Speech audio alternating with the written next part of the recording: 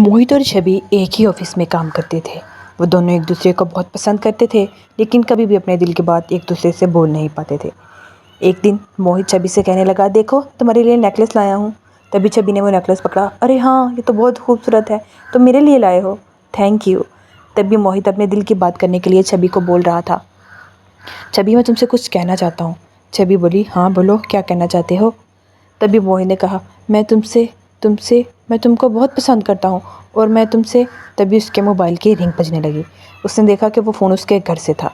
उसने फ़ोन को काट लिया, अपनी पॉकेट में रखा और फिर से छवि से बात करने लगा। छवि, मैं तुमसे। फिर से मोबाइल की रिंग बजी और उसकी बात अधूरी ही रह गई। उसने फ़ोन उठाया तो उसकी माँ ने उसे बताया कि तुम्हारे बाप की तबीयत बहुत ख़राब है और वो हॉस्पिटल में है। ये सब सुनकर मोहित छवि से बोला, मैं तुमको बाद में बताऊंगा, अभी मुझे कुछ परेशानी आ गई है, मैं जा रहा हूँ। वो वहीं पर मोहित छवि को छोड़कर हॉस्पिटल की तरफ भागा। उसके बाप ने कहा, अरे बेटा, मैं तुमसे कुछ कहना चाहता हूँ, मेरी एक आखिरी ख्वाहिश पूरी कर दो। तभी मोहित बोला, हर हाँ बाबूजी, आप जैसा बोलोगे मैं वैसा ही करूँगा। क्या बोलना चाहते हैं आप, जल्दी बोलिए। तभी उसके बाप ने कहा, मैं चाहता हूँ कि मैं मरने से पहले तुम्हारी शादी देख लूँ। ये सब सुनकर मोहित चुप कर गया। उसी दौरान उसका रिश्ता तय कर दिया गया। थोड़े ही दिन बाद मोहित के बाप का देहांत हो गया और 2 दिन बाद ही मोहित की शादी रचना से हो गई।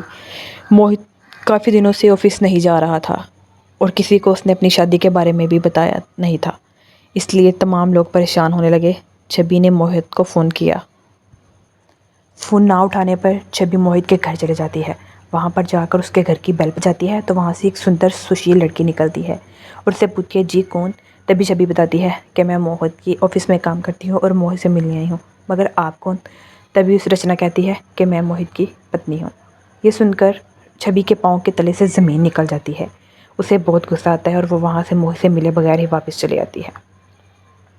उसे सब ऑफिस जाती है, अपना सारा सामान पैक कर कर वहाँ पर किसी को बताए बगैर अपने गांव में चले जाने के लिए तैयारी करती है। वो जा रही होती है, रास्ते में पैदल चलकर। उसका गांव शिमला की पहाड़ियों के अंदर होता है। बिना देखे सोचे समझे वो चली जा रही होती है कि वहाँ पर एक ट्रक ड्राइवर आता है, उसे रौंद कर चला जाता है। तभी छवि की मौत हो जाती है और मरते ही वो एक चुड़ैल का रूप धार लेती है और कहती है, मैं किसी को नहीं छोड़ूंगी, नहीं छोड़ूंगी मैं किसी को, मेरे साथ ठीक नहीं हुआ, मैं किसी को नहीं छोड़ूंगी, मैं बदला लूँगी। टाइम गुजरने के बाद मोहित जब ऑफिस जाना शुरू करता है तो वहाँ पर जाकर छवि को काफ़ी जगह पर ढूंढता है। जब उसे कहीं पर छवि नज़र नहीं आती तो अपने दोस्त से पूछता है, अरे कमल, पूरे ऑफिस में छवि कहीं नज़र नहीं आ रही, तुम्हें पता है कि वो क्यों नहीं आ रही ऑफिस? तभी कमल कहता है, अरे यार, कुछ दिन पहले पता चला था कि वो अपने गांव के लिए निकली है। जैसे ही उसके गांव मैंने फ़ोन करके पूछा तो पता चला कि छवि तो वहाँ पर पहुँची ही नहीं। काफ़ी अर्सा गुजर जाता है और मोहित और रचना का एक बेटा भी हो जाता है। तभी उसकी पत्नी कहती है, अब तो हमारा बेटा भी हो गया है जी, कभी तो हमें कहीं पर घुमा लाओ। तभी उसकी पत्नी कहती है, मुझे शिमला जाना है। वो कहता है, ठीक है, तुम अपना सामान पैक कर लो, हम कल ही शिमला के लिए निकल जाएंगे। मोहित, उसकी पत्नी और उसका 4 साल बेटा कमल उसके साथ चला जाता है। वो शिमला पहाड़ियों पर खूब इंजॉय कर रहे होते हैं कि मोहित के ऑफिस से फ़ोन आ जाता है। वो कहता है, इसका ध्यान रखना बच्चे का, मैं फ़ोन सुनकर आता हूँ। तभी रचना सेल्फी लेने में मसरूफ़ होती है कि उसका बच्चा कहीं पर निकल जाता है। मोहित वापस आते ही पूछता है, अरे कमल कहाँ है? तभी वो कहती है, अरे अभी तो वो यहीं पर था, पता नहीं कहाँ चला गया, देखो तो ज़रा। और वहाँ पर दूसरी साइड पर कुणाल चलते चलते उसी जगह पर पहुँच जाता है जहाँ पर छवि का मर्डर हुआ होता है। वो वहाँ पर फूलों को देखकर हंस रहा होता है कि उसका पाँव फिसलता है और वो उसी खाई में गिर जाता है। वहाँ पर वो एक दरख्त के ऊपर लटक जाता है और वो ज़ोर ज़ोर से चिल्लाने लगता है, मम्मी पापा, मम्मी पापा। ये सब सुनकर छवि का भूत वहाँ पर आ जाता है और कहता है, ये किसके चिल्लाने की आवाज़ है? तभी वो उस बच्चे को देखती है और वहाँ पर उसको साइड पर बचा कर एक साइड पर खड़ा करके चली जाती है।